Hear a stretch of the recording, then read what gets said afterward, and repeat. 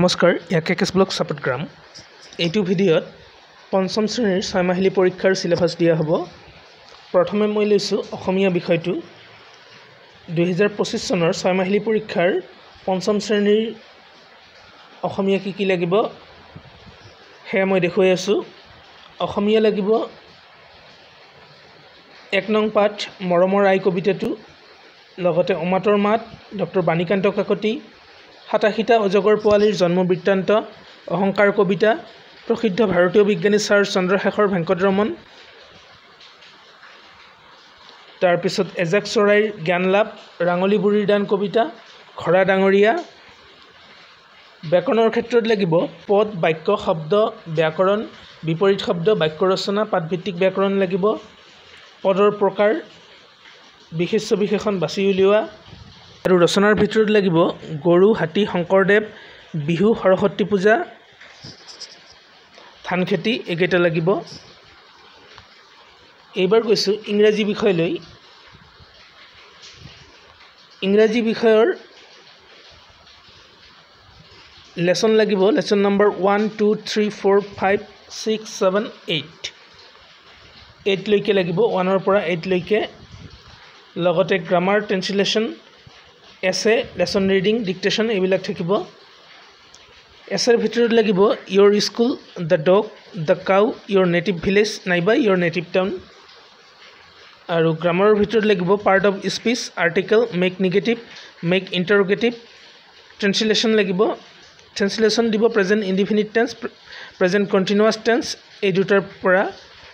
লগতে opposite ward, তাৰ উপৰি টেন্স পাষ্ট সিম্পল লাগিব আৰু ফিউচাৰ টেন্সটোও লাগিব।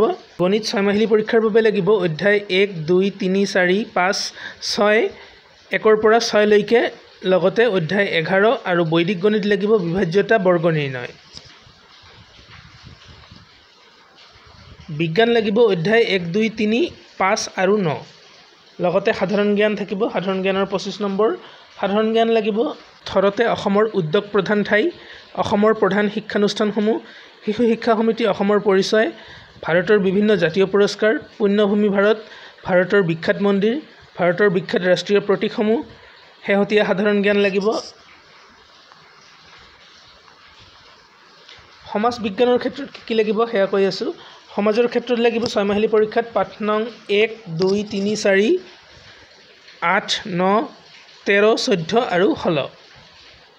ইয়াত মই স্ক্ৰীনতো দেখুৱাইছো 1 2 3 4 13 14 16 8 9 এইকেইটা লাগিব। সংস্কৃতৰ ক্ষেত্ৰত 6 মাহিলী পৰীক্ষাত লাগিব মংগলাচৰণম, ধীৰা বালকাহ, দ্বিতীয় পাঠ, গীতামৃতম, সুভাষিতানি, বুদ্ধিচাতুৰ্যম, অহ বিস্মৰণশীলতা, উপৰি, অধ, বামতঃ এইকেইটা লাগিব। লগতে শব্দৰূপ ৰাম, ৰমা, তৎ, পুংলিংগ, ধাতুৰূপ পথ, লট, লিৰিট, লং, ক্ৰী, লট, লিৰিট, লং এইকেইটা। লগতে ৰমা শব্দৰূপটোও লাগিব। আৰু মংগলাচৰণমৰ বাহিৰে পাঠ নং 1 2 3 4 5 6 আৰু 7 নং পাঠ লাগিব। হিন্দীৰ ক্ষেত্ৰত লাগিব বন্দনা, গিনতি 1ৰ পৰা 60 লৈকে লাগিব, 1 से 60 तक, 1 to 60 লৈকে লাগিব। अपना भरोसा कहानी, मेहनत से ही धन, सम्राट अशोक, इनसे सीखो। লগতে বিপৰীত শব্দ লাগিব, লিংগ লাগিব, একতা কা লাভ, শ্ৰীৰাম। ব্যাকৰণৰ ক্ষেত্ৰত বচন লাগিব, পত্ৰ কি যাত্ৰা পাঠটো লাগিব, কৰ্তব্য কবিতাটো লাগিব, লগতে শ্ৰীমন্ত শংকৰদেৱ পাঠটো লাগিব আৰু সমাৰ্থক শব্দ লাগিব। কাহিনী লিখাও দিয়ে পৰীক্ষাত।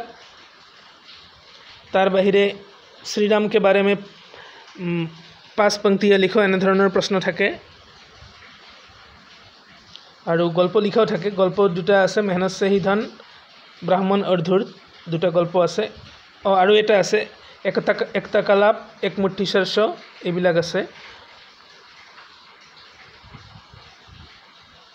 পৰৱৰ্তী ভিডিঅ'ত বেলেগ এটা শ্ৰেণীৰ সিলেবাস দিয়া হ'ব। আজিলৈ এইখিনি, ধন্যবাদ।